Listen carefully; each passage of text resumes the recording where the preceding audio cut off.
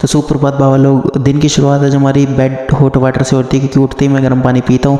उसके बाद हम बाहर निकले तो बाहर का मौसम कुछ ऐसा हो रहा था, क्योंकि और 12 बजने वाले थे और 12 बजे ऐसे लग रहा था सुबह के 7-8 बज रहे हैं।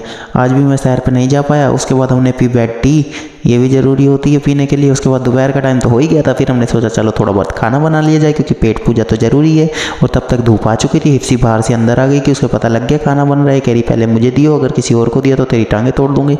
उसके बाद निकल गई धूप। चंदा मामा भी सूरज मामा भी चुंधिया रहे थे। उसके बाद हम बाहर निकल के रोटी बनाने के बाद चाय पीने लग गए थोड़ी सी, क्योंकि चाय तो अपना पहला प्यार है। वैसे तो कोई प्यार आता नहीं है ज़िंदगी में, लेकिन फिर भी चाय को ही मान लो अपना प्यार, है ना। और गप्पू जी हिप्सी जी देखो कैसे मज़े ले रहे हैं।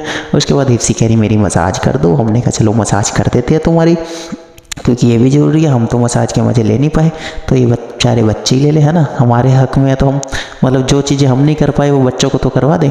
उसके बाद गप्पू जी का ऑर्डर आया कि साढ़े तेरे 2 दिन से जैकेटें भिगो रखी है, तू निकालेगा कौन तेरा प्यो। तो मैं कहा कोई नहीं जी, अभी निकाल देते हैं मालिक, जो हुक्म मेरे आका का। और मम्मी जी देखिए हमारे कैसे इंस्ट्रक्शन दे रही हैं कि ऐसे निकालनी है वैसे निकालनी है। और अभी गप्पू कह रहा जब थोड़ी देर में मैं भी आता हूँ। हम कपड़े निकालने में लगे, मतलब जैकेटें तो ज़्यादा नहीं थी, कम ही थी।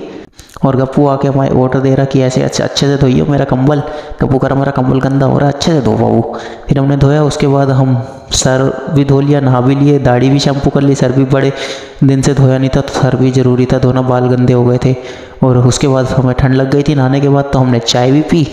चाय पीने के बाद हमने कहा कुश्ती का मन हो रहा थोड़ा, तो कुश्ती कर ली हमने आटे के साथ।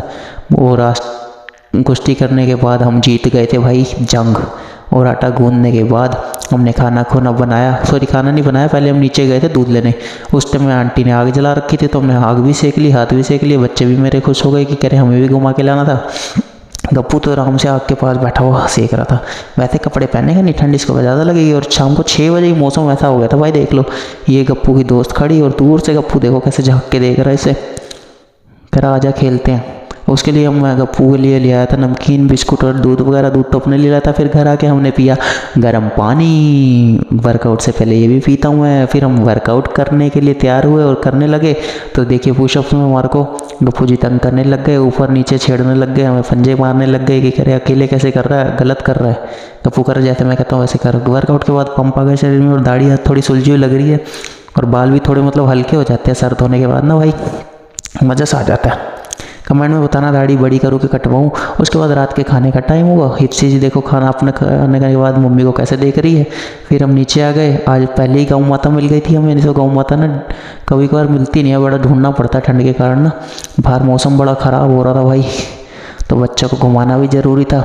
ये सारे कपड़े पहनते नहीं है। 2-3 बार मैंने जैकेटें पहनाई है इनको, ये उतार देते हैं, ये पता नहीं क्या हो जाता है इनको। और रात को कंबल भी उतार के सोते हैं, ये पता नहीं जितनी बार कंबल ओढ़ो उतार देंगे। और हमारी शक्ल ऐसी कुछ है।